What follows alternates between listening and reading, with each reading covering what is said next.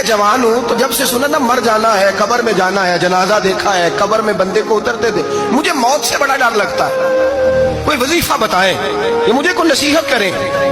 تو میر عبدالواحد بلگرامی رحمۃ اللہ علیہ فرمانے لگے بیٹے تیری جیب کس طرح کی ہے، پیسے کس طرح کے؟ کہنے لگا حضور بڑا کرم ہے اللہ کا، مالدار ہوں، خوشحال ہوں۔ آپ نے فرمایا ایک پروگرام، یہ نہیں اس کو نفسیاتی طور پہ مطمئن نہیں کیا، نہ آپ نے اسے کوئی وظیفہ بتایا، نہ ذہنی طور پر اسے کوئی لیکچر دیا، کہ فرمایا تیری مالی پوزیشن کس طرح کی ہے؟ کہنے لگا حضور میں الحمدللہ مالدار ہوں، اللہ نے مجھے نوازا ہوا ہے۔ آپ فرمانے لگے اس طرح کر، روزانہ کی بنیاد پہ صدقہ دینا شروع کر، اور فرض نماز کے ساتھ ساتھ روزانہ کی بنیاد پر چند نفل پڑھنے شروع کر۔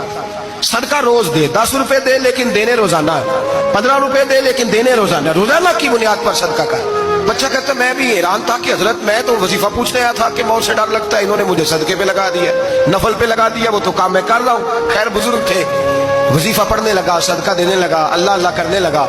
فرماتے ہیں کچھ دن بیت گئے تو میر عبدالواحد بلگرامی رحمۃ اللہ علیہ 6-7 ماہ کے بعد دوبارہ ملاقات ہوئی تو فرمانے لگے بیٹے اب تیرا کیا حال ہے؟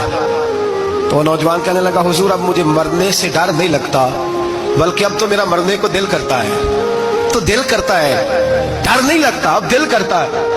اور حضور آپ نے میرے ساتھ کیا کیا ہے کہ میرا تو دل کرنے لگا ہے مرنے کو، خوف نکل گیا ہے، دل کرنے لگا ہے میں جاؤں۔ تو بڑا خوبصورت ارشاد فرمایا، کیا بات ہے، اللہ والوں کی باتیں اللہ کے لشکروں میں سے لشکر ہوتی۔